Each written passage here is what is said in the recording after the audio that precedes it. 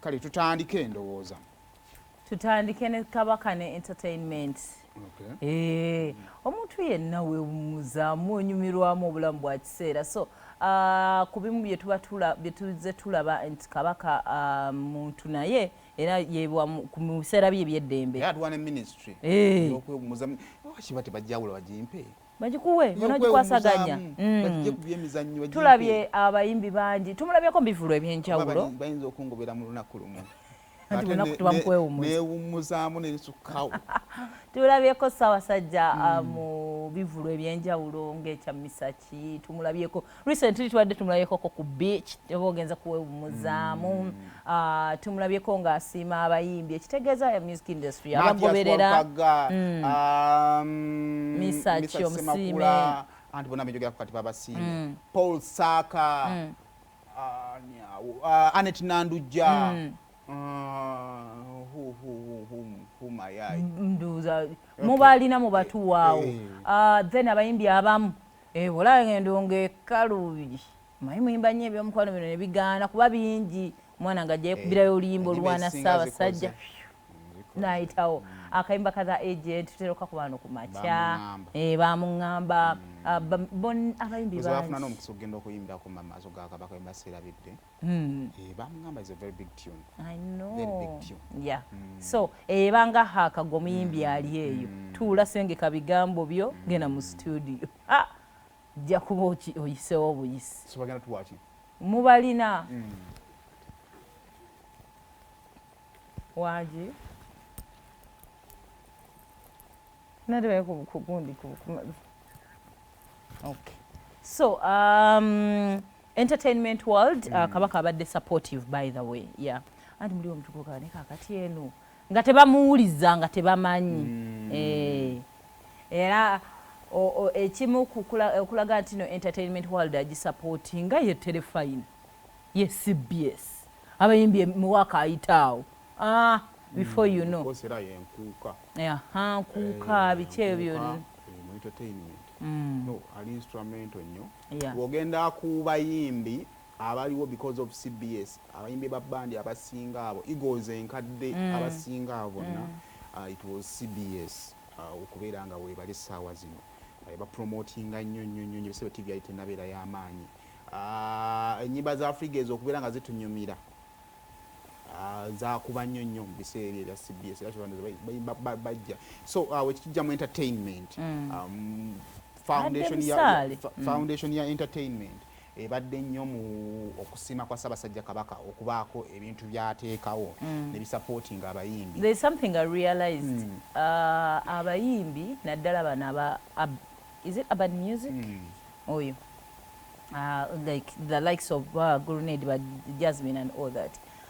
babeera eyo sigambye bo naye abayimbi abayimba music bwatyo babeera eyo nga omanya abavuka bambi wetubeera eyo ebintu things to do with maybe Obwakabaka olumu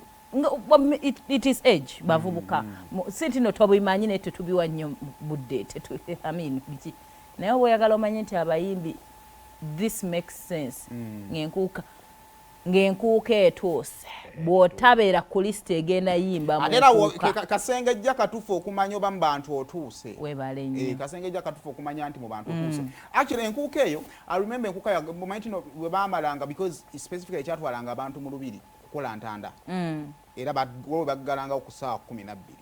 kati era bw'otunula nti enkuuka eyinza okuba y'emu ku bivvulu ebyasooka ebya 31st eby'amaanyi ebyasooka eby'amaanyi maybe bane bbalamu oyo yinza okuba bbalamu yajoba even after nkuuka mbaseera bida sipunza nti ziri clear nyaawo but ebivvulu ebimu ku byasooka kati saa zino nga buli wamu osanga ekivvulu ebimu ku bivvulu ebyasooka so naye nga lwaki kyajja nga kyamaanyi nti omuntu okumalako omwaka nga alabe ku Ssaabasajja Kabaka okuggulawo omwaka bikoze bitya so I think the entertainment world yene waffe bingi nnyo you know that moment wa holding ekisumuluzo naggula omwaka it feels like ngo omanyi nga tujja tugamba kiggula lujja wano ku Telefine owulira nga olunaku lulinga olu opening so it feels like omwaka ddala omanyize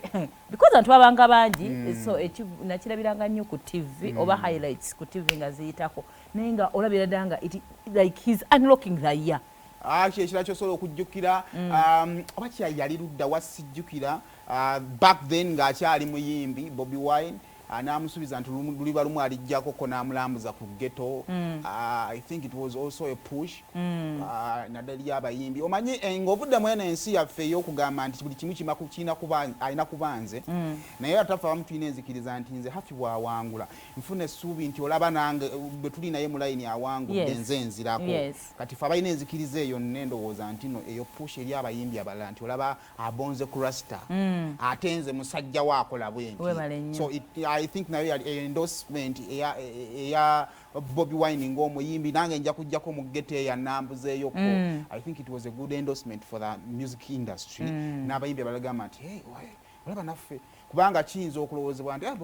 Kabaka akiringa n'abafuligo bandi eyo gy'agenda akiringa n'abamiisa kisemakula oba ontegeera so kakati okulaga nti nedda omubanda by then naye asobola okubanga ennyimba zimukubamuko it is also a plus so Kabaka ali mu kivulu kya message so kati n'ebirala the fact that Katikira asobola okugenda mu kivulu kya Shiba because Katikira bakabaka abakabaka ow'ebweru oba ontegeera nti eba continuation ya mirimu gya Bwakabaka so Katikira tumulanga agenza mu kivulu kya Shiba abayimbi bazze wano nga balina shows zaabwe baliko wa message Winnie Wajiri we yaliyo najja so najjo eba contribution ya Kabaka we've seen Spice nga bagenze nga bogambye Katikiro standingirawo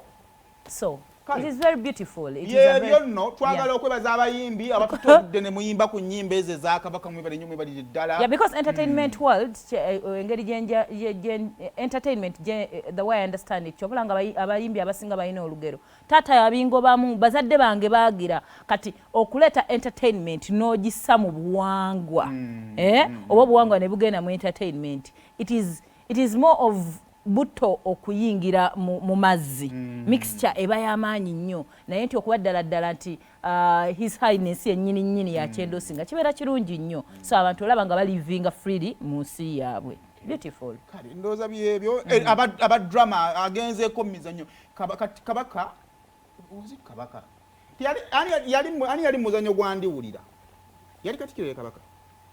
ogwo muzannyo gwabakayimbira yali Kabaka yennyini yes n'ab'emizannyo ebyo emirundi gyabadde ku Dieboniza ku theatre la Bonita togimanyi muwendo wembasabedde siyagiggulawo munyambako bwembaga kadi zange sizigasse bulungi mutotoberaawo ku TV ate n'onyiga nnyonnyonnyo yazze ku TV n'alimba waliwo ebijjaano ne bingwako bweginga nkijjukidde bujjukizi bali wembaseerabidde ali akayo omu kubaggulawo theatre la Bonita so ne mu theatre yennyini